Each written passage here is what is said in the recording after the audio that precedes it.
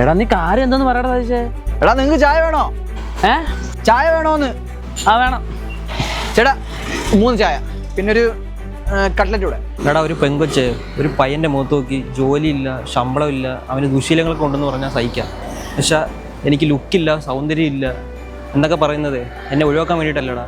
എടാ പെണ്ണിന്റെ കാര്യത്തിലാണ് നീ ഇങ്ങനെ സാല അടിച്ചിരുന്നത്. എടാ നമ്മുടെ കാര്യത്തിൽ നമ്മളെ ആറ്റിറ്റ്യൂഡ് കണ്ട് പെണ്ണുങ്ങൾ നമ്മുടെ പുറകെ വരണം. എന്താണ് മക്കളെ സീൻ? ഇത്രയും നാൾ ഇവനിലത്തെ പുതിയ കാര്യമായിട്ട് വന്നേക്കുന്ന ചെറുക്കന് പ്രേമം. ആരാ മോനെ ആള്? ചോദിക്കണ്ട, അതൊക്കെ പോയി. ആണ് സാഡ് റിയാലിറ്റി. നിനക്കൊക്കെ തമാശ. ഡാ അനന്തു, നിന്റെ ലുക്ക് വെച്ചിട്ട് നിനക്ക് മെസ്സേജ് അയക്കാനും വിളിക്കാനൊക്കെ ഇഷ്ടം പോലെ പെമ്പിളാരുണ്ട്. നിനക്കാണെങ്കിൽ പിന്നെ അടിച്ചു പൊളിച്ച് നടക്കാനല്ല ഇഷ്ടം. ഇതിലൊന്നും വലിയ താല്പര്യമില്ലല്ലോ.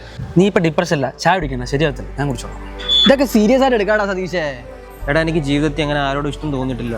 ഇവളോട് ആദ്യമായിട്ട് തോന്നിയത്. പക്ഷെ ഇവളിങ്ങനെ ലുക്കിൻ്റെ കാര്യമൊക്കെ പറയുന്നത് ഞാൻ വിചാരിച്ചില്ലടാ. വള്ളി കേസാ. സാരല്ല, വാ സെറ്റാക്കാം. സോറി ഗൈസ്, പെമ്പിളയുടെ കാര്യത്തിൽ ഞാൻ ഇടപെടാൻ പറ്റത്തില്ല. അവർ എൻ്റെ അടുത്ത് ഇടപെടുന്ന എനിക്ക് ഇഷ്ടം. വേണ്ട, you go and pay the bill. ഞങ്ങൾ പോയിട്ട് വരാം.